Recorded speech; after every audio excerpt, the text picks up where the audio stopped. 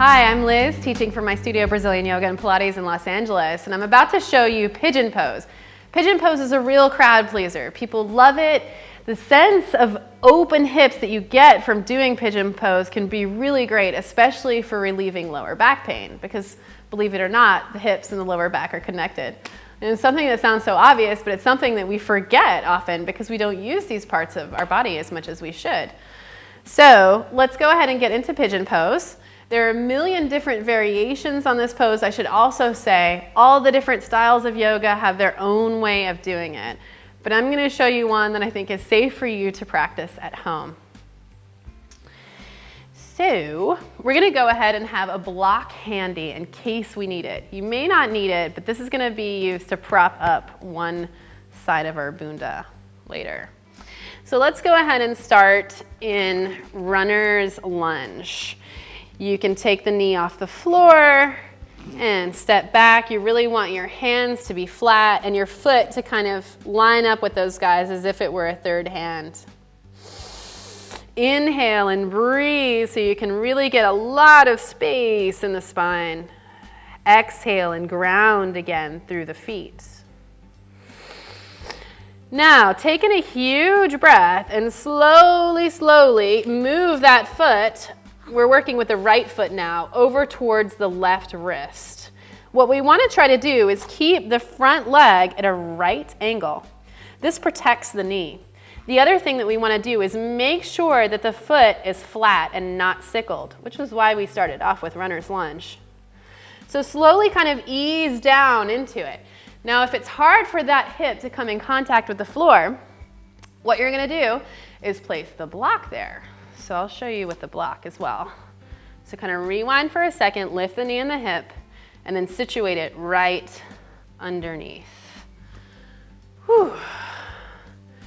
Now we want to have this knee once again at the right angle. We want to have the foot flat as if it were stepping on something. A lot of times what happens is it starts to sickle like that, but keeping the foot flat will also protect the knee, which is one of the most delicate joints in the body. Inhale and grow the chest out, right? Remember the name of the pose is Pigeon Pose.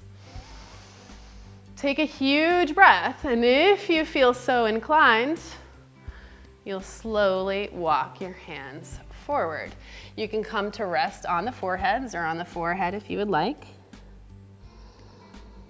Once you're down on the ground, you've come into a restorative asana, so you're welcome to stay here as long as you like. Inhale and breathe deeply into the hips.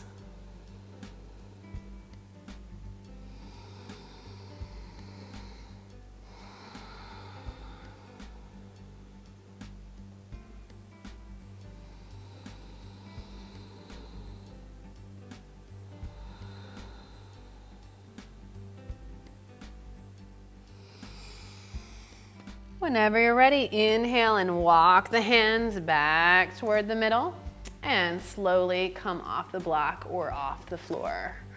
We'll kind of pass through another informal runner's lunge as we move on to the next side. Now, when we're doing hip openers, a lot of times we're working on a really deep level and emotions can come up because we tend to store kind of those leftover emotions in our body, even if it's things that we've forgotten about, like the kid pushing us on the playground in 3rd grade. So if you feel any type of emotions coming up, just know that it's just kind of getting rid of that old stuff and just allow it to move out and keep breathing in the asana. The rule of thumb to continue deepening in an asana is if your breath makes it feel better, then keep going. If you feel any pain at all, always back off and wait till you're okay, till you proceed. So finding your runner's lunge, inhale, right down into the pelvis.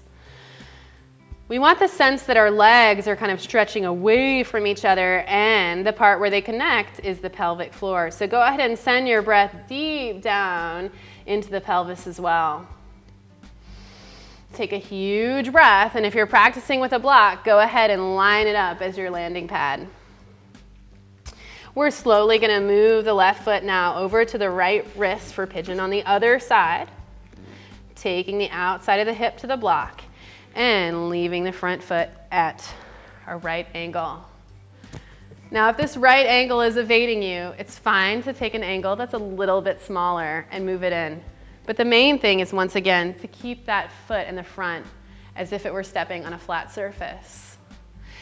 Inhale and take a huge breath in the center. Find your pigeon chest. Exhale, and you can either stay in this pose or gently walk the hands forward. I like to come onto my forearms and dangle my head a little bit to kind of get rid of some of that neck tension.